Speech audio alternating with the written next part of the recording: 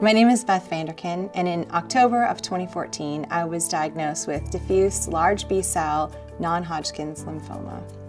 We expected that in about 4 to 6 chemo treatments, this tumor would just be gone and we'd just go back to normal.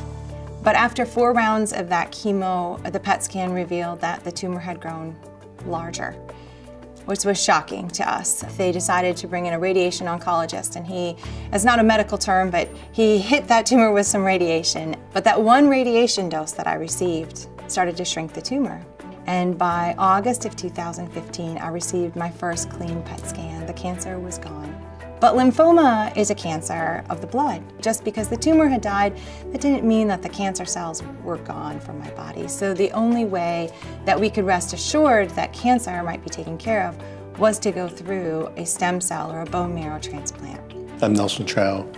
I work at Duke University, and the title of my project is doing bone marrow transplants in the patient's home. My son was going to be graduating from high school in May. And the reality of it was, by choosing to undergo transplant, I might not be alive for his graduation. I just heard those words moments before I heard this next idea, which was, but maybe you can do it at home. That seems a little crazy to me, right? I think patients living in their own home, going through a life-threatening illness and treatment, have loved it. And so it's not hard to imagine that you'd feel much more comfortable going through something like this in your home than being locked up in a hospital room. To us, that was a game changer. I would not be spending 100 days in a hospital or a clinic. My boys, who were in 7th grade and a senior in high school and in community college at the time, were coming home every day, and I was there. I got to hear their stories when they came home from school, be in my own kitchen, eat my own food. I got to sleep in my own bed. I got to be with my husband. Friends and family could come visit me. But I got to stay home. So the clinical trial is based on the concept that we all have our own gut microbiomes.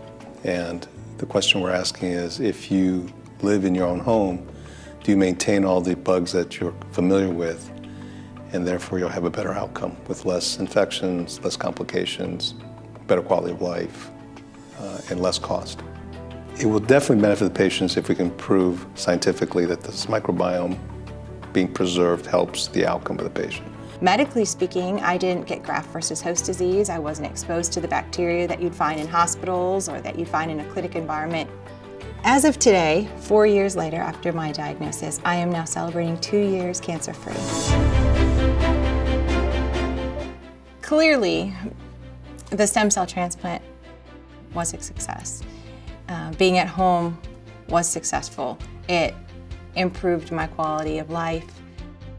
But what do I credit that success to? I think it's a lot of people working together. It's Dr. Chao, who thought out of the box, who said, hey, this could be a good approach. And he sought funding. He came to Gateway and he asked for funding for kind of a really crazy study. People weren't doing this. The main importance is that many of these ideas, which are a little far out there, wouldn't get picked up by other funders. Gateway allowed us to get this trial up and running to try to help the patients. And the money that people give to Gateway that supports clinical trials and cancer research impacts people's lives just exponentially. 99 cents of every dollar that you give ends up going for clinical research. There's really no other institution like that. There are people all around this country that are being impacted by the money that they give because they want to make a difference. And I am one of those people. I'm one of those people that have made a difference in my life. For my future, I'm looking forward to just living more days, just living more and more days. Never again am I going to look at a birthday and say, I can't believe I'm going to be another year older. Instead, I'm saying, I am so glad I'm going to be another year older.